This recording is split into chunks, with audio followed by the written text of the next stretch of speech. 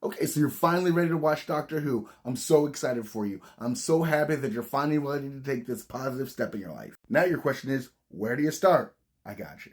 Bear in mind the information that I'm going to share with you doesn't come from me, but instead comes from this blog that I used when I was going through Doctor Who, and it never let me down. So they say that there are 5 entry points into watching the show. And while that's true, to me, there are only 2 of them that actually make sense. And let me tell you why.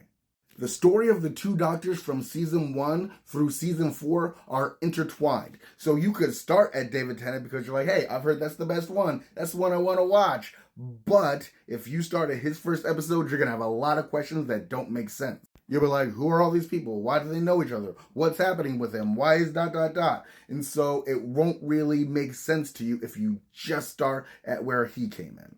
Honestly, if you're that heck bent on just watching David Tennant, you might as well start at the first episode of the show and then go watch all the way through.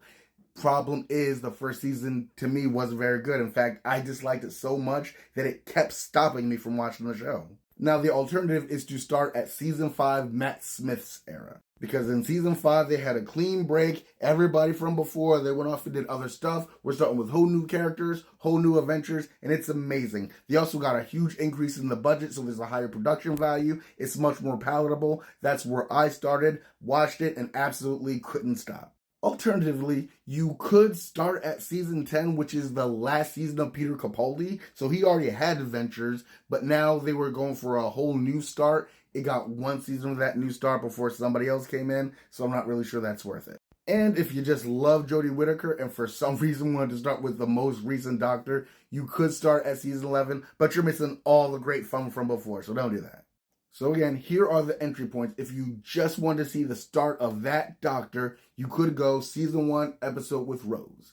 You could go season 2 episode 2 with David Tennant, but again, a lot of stuff's going to be out of context for you. You can do what I did, which is go to season 5 episode 1, the 11th hour, which I honestly personally think that's the best episode of Doctor Who. They do have a note that you'll want to see 2 episodes prior, Silence in the Library and Four Years to the Dead. They're right next to each other, but it gives some context for what's about to happen.